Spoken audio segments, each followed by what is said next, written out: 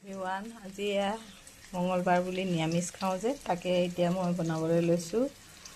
খাৰ বনাম বুলি ভাবিছোঁ, তাকে অকণমান আপোনালোকৰ আগত ভিডিঅ' কৰিবলৈ চেষ্টা কৰিছোঁ। প্ৰথমতে মই কেৰাহীখন পাতি এনেকৈ পিঁয়াজ আৰু নহৰু দি পেলাই এনেকৈ তেলত অকণমান তেলকণ পিঁয়াজকেইটা ৰঙা হোৱাকৈ ভাজি লৈছোঁ।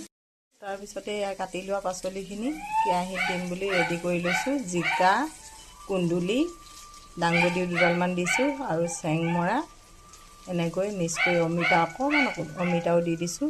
এনেকৈ মিক্স কৰি কাটি লৈছোঁ ইয়াৰ চব্জিখিনি দেই। তাৰপিছতে এতিয়া মই কাটি থোৱা চব্জিখিনি এনেকৈ কেৰাহীখনত দি দিছোঁ।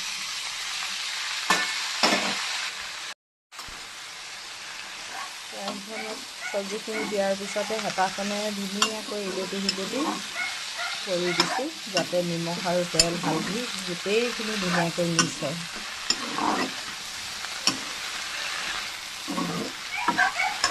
তাৰপিছত এতিয়া মই এখন ঢাকোনেৰে চব্জিখিনি ঢাকি দিম সিজিবলৈ। ঢাকোন এখনেৰে ঢাকি দিলোঁ। তাৰপিছতে সিজিবলৈ অলপ দেৰি এনেকৈ এৰি থৈ। এতিয়া মই ঢাকোনখন উদঙাই এনেকৈ উদঙাই পেলাই আদা নহৰুৰে পেষ্ট খুন্দি থৈছিলোঁ, সেইখিনি ওপৰতে দি দিছোঁ। তাৰপিছতে মই অকণমান খোৱা খাৰ দেই, মানে কিনি অনা খাৰ আৰু কল খাৰ বনোৱা নাই এতিয়া, এনেকৈ খাৰখিনি দি তাৰপিছতে মই আকৌ চব্জিখিনি ধুনীয়াকৈ সিজিবৰ কাৰণে এনেকৈ হেতাখনেৰে দি ইলুটি কৰি ধুনীয়াকৈ এনেকৈ ইলুটি কৰি তাৰপিছতে মই আকৌ ধুনীয়াকৈ ঢাকোনখন লগাই দিম সিজিবলৈ। এতিয়া মই আকৌ ঢাকোনখন খুলি কি হৈ আছে তাকে চাই লওঁ। এয়া হৈছে আৰু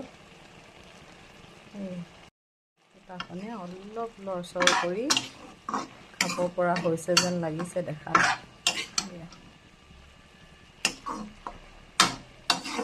সিজি গ'ল আৰু আজিলৈ এনেকৈ খাৰ দিয়া চব্জিখন খাবলৈ ৰেডি হৈ গ'ল।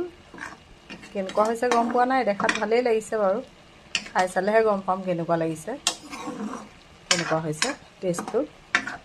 খোৱাৰ পিছতহে গম পাম খাবলৈ কেনেকুৱা টেষ্ট হৈছে। এতিয়া আজিলৈ খাৰ দিয়া চব্জিখন ৰেডি হৈ গ'ল। ভিডিঅ'টো ইমানেই, সোনকালে বনাওঁ বাৰু, খাই ভালেই লাগে, ভালেই হৈছে যেন লাগিছে।